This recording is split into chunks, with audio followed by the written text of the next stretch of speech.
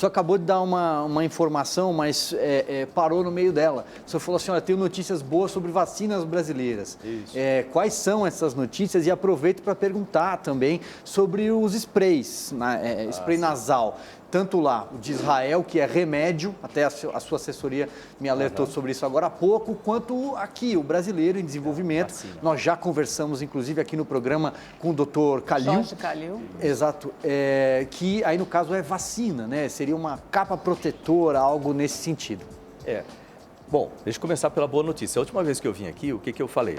Nós investimos no ano passado, desde o início das pesquisas, em março, né, quando nós conseguimos os recursos, até o momento, investimos em 16 plataformas diferentes. Então, são meios diferentes de fazer vacinas, tecnologias, como vírus inativado, partes do vírus irradiado, proteína do vírus, proteína S1 e assim por diante, mensageiros e tal. Investimos em 16 plataformas de vacina. Por quê?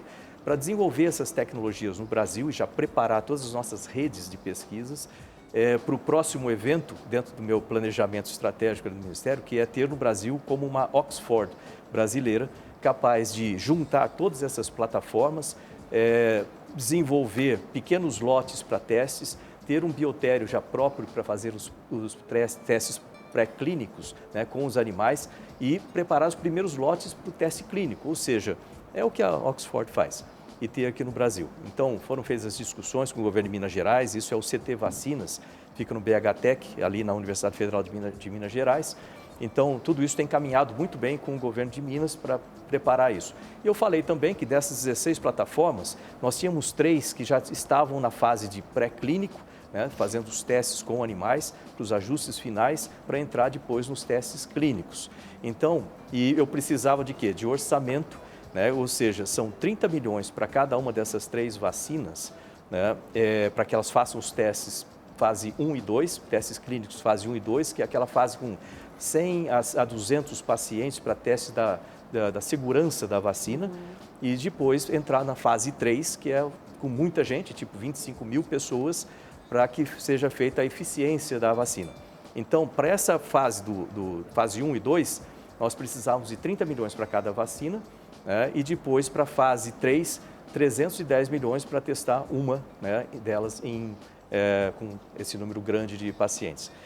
E a briga minha era conseguir o recurso para fazer isso, né?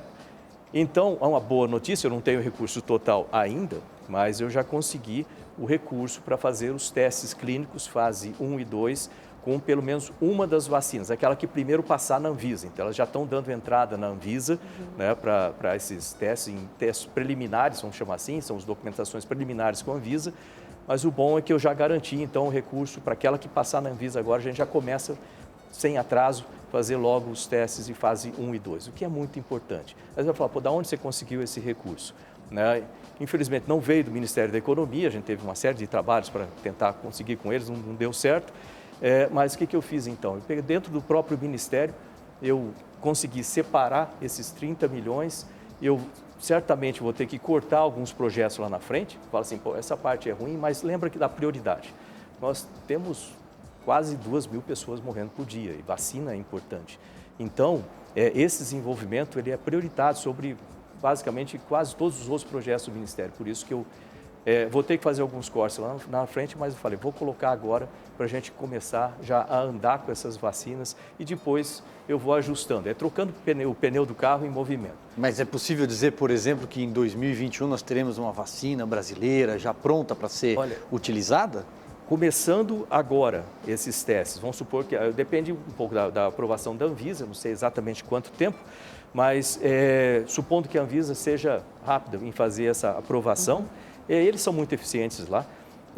Nós temos cerca de 3 meses para fazer os testes de fase 1 e 2 e, lógico, que a gente vai fazendo aberturas intermediárias para ver o resultado em termos de segurança e aí iniciar os testes em fase 3. Geralmente, esses testes demoram bastante, mas na situação que nós estamos, é possível, né, apertar isso para que ainda seja feito esse ano e lembrando que no meio dos testes é possível fazer uma abertura dos resultados e pedir, então, assim como foi feita com todas as vacinas que estão aí, pedir, né, para que seja feita a aplicação em situação emergencial. Né, na Anvisa, de forma que a gente possa utilizar a vacina. Então, sim, é possível ter o resultado esse ano.